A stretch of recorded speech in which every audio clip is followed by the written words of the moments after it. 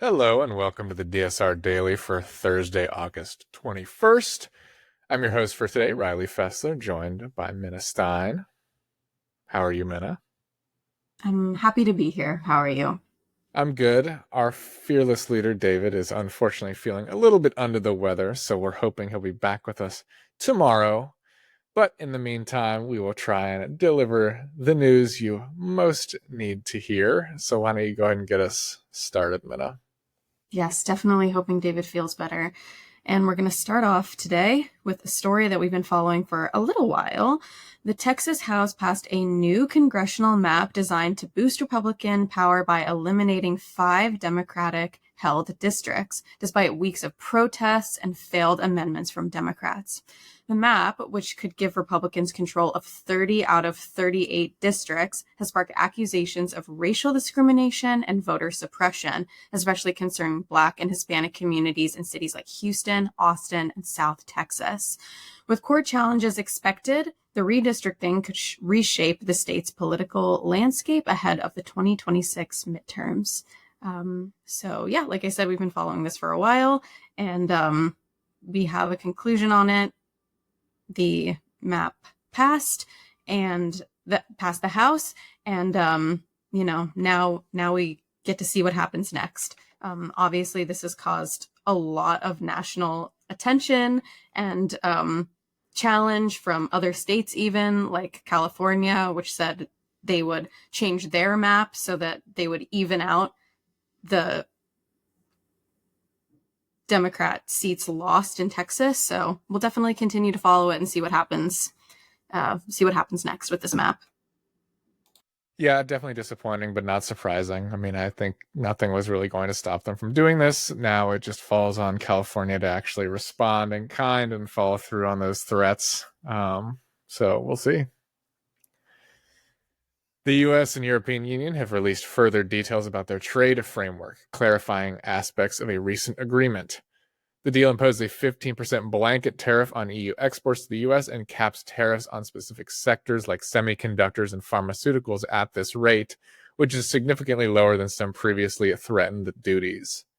In exchange, the EU is committed to eliminating tariffs on all US industrial goods and increasing its procurement of US energy, defense, and military equipment. While the EU has hailed the deal as the most favorable the US has offered any partner, some European leaders and business figures have expressed concern that the overall agreement is unbalanced. The agreement, which will go into effect on September 1st, also leaves out some sectors, such as wine and spirits, but leaves open the possibility for future negotiations.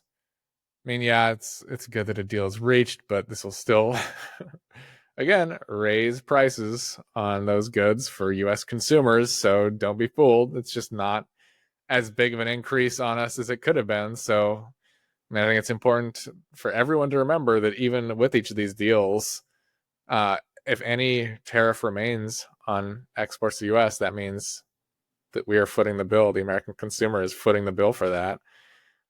So it still sucks, but it just doesn't suck as much as it could suck. So, I mean, I guess that's reason to half celebrate, but I'm still not happy. And you shouldn't be either. But I mean, I guess we can celebrate that this will not lead to a global financial collapse, at least at this stage. But, it's a low bar considering it's a self-made crisis. So you'll forgive me for not being super enthusiastic about this deal. Give him a Nobel Prize. Peace in our time. It's not as bad as it could have been. Deserving of an award for sure. The Nobel not as bad as it could have been award. Well, speaking of other things that our president is doing that are not good, President Donald Trump demanded the resignation of Federal Reserve Governor Lisa Cook after William Plute, director of the FHFA and a Fed critic, accused her of mortgage fraud in a letter to the DOJ. Cook denied wrongdoing, saying the claims related to a mortgage from before her time at the Fed and that she won't be bullied into stepping down. The allegations come amid broader political pressure on the Federal Reserve, with critics like Plute pushing for leadership changes and lower interest rates. Yes, definitely pressure coming from the president, who wants a shakeup at the Fed so badly. But I appreciate Cook saying that she will not be bullied into stepping down, because she's absolutely right. These are bullying attempts. They are trying to bully people into stepping down. They don't have any actual evidence of a reason that the Federal Reserve governor should be stepping down. So I hope that she is going to take after others at the Fed who will not step down despite bullying attempts to get them to step down. Yeah, what I'm interested in is we know that every accusation is an admission from Trump and his camp. So who in the Trump camp has actually committed mortgage fraud, and when will we find out that they have done so? Because there's no way. I mean, I don't think we know at this point whether these claims against Lisa Cook are true. So I'll hold judgment. But this makes me confident that somebody somewhere in the Trump camp has committed mortgage fraud, because they usually don't come up with accusations out of the blue. They're not very creative on that front. They only accuse people of doing things that they've already done themselves. So it's a matter of time before somebody is credibly accused of mortgage fraud in the Trump camp. Mark my words, you've heard it here first. I predict that will happen at some point. I'm not sure who it'll be, but these accusations didn't come from nowhere. I mean, when it comes to fraud, I'd say Trump has probably done it. Like, especially when it comes to not paying things that he owes. He's got a laundry list of bills not paid. Yeah. Well, here's a really stupid story. Homeland Security Secretary Kristi Noem announced the entire border wall along the U.S.-Mexico border will be painted black at the request of President Trump. The black paint is intended to make the metal hotter in the sun, deterring people from climbing it. According to U.S. Border Patrol Chief Mike Banks, the paint will also help prevent the wall from rusting.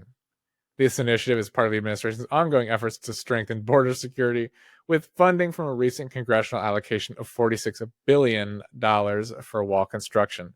Seems like they don't really know how to spend that $46 billion, if this is the ingenious idea they've come up with on how to burn through that cash.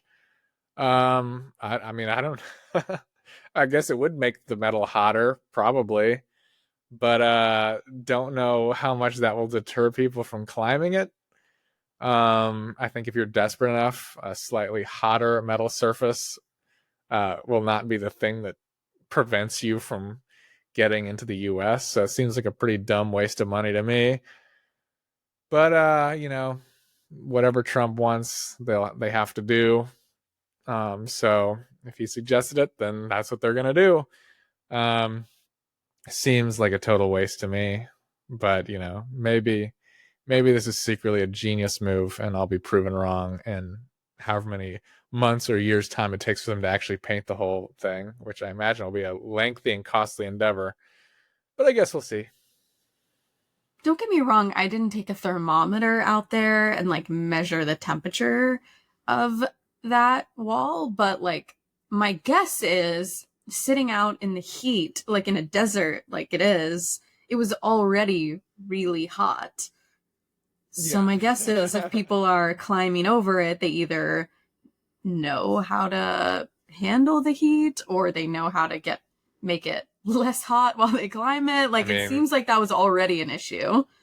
They're probably, I mean, maybe they're just wearing $5 oven mitts from Walmart to climb it, so they're not subjected to the heat, and knee pads. In fact, that would do the trick, and it's not that expensive. So, I mean, we all know that this is just a joke solution, but they're gonna do it. They're gonna waste taxpayer dollars doing it. So, you know, not the most fiscally responsible administration we've ever had, but that certainly isn't news at all.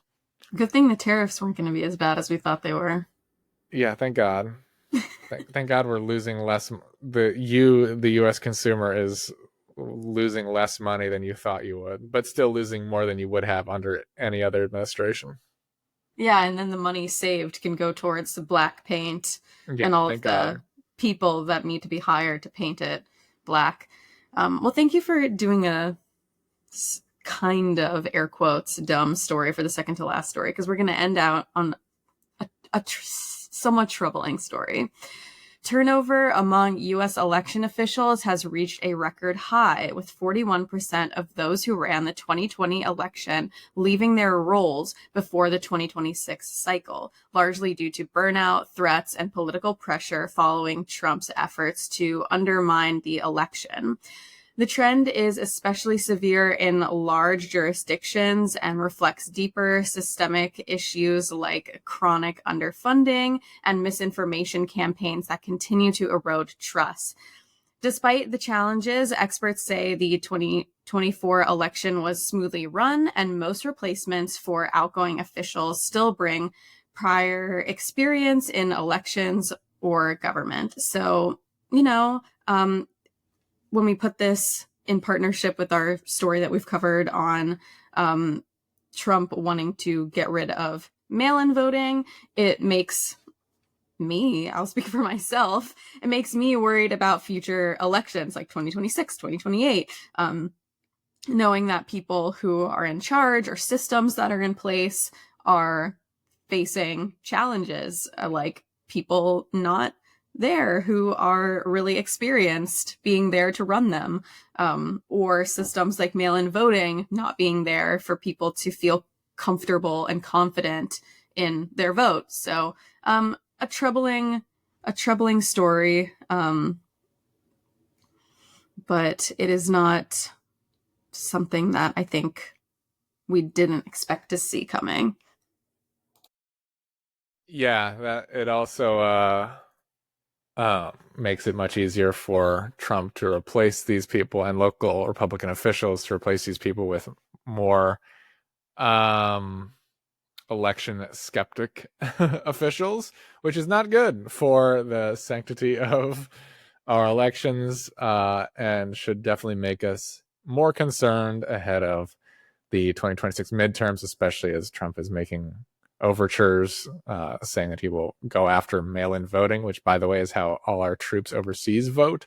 So I guess active duty members of our military will not be able to vote anymore, which seems kind of antithetical to how our democracy is supposed to work and how service is supposed to work.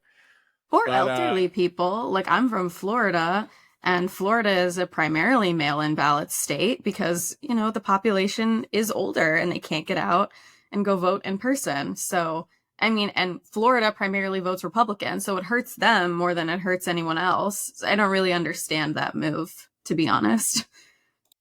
yep, I think I really couldn't tell you. I think it's just the fact that more mail-in votes went for Democratic candidates in the past, and that has bruised Trump's ego. So he's trying to throw out the baby with the bathwater, which will only bite him in the ass in the future. So maybe we'll see him kind of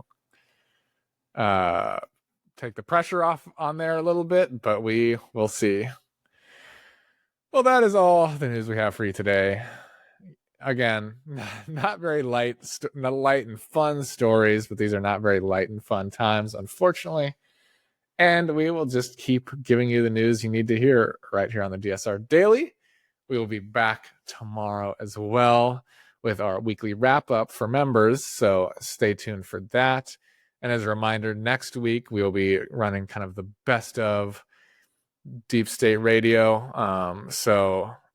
We will not be making new podcasts. We will have a new AI energy and climate show and new daily blasts next week. So there will still be some new content, but the flagship and some of our other satellite shows will not be new next week, but we'll still have plenty of content in the feed for you to listen to. So we hope you will enjoy it. And until tomorrow, bye-bye.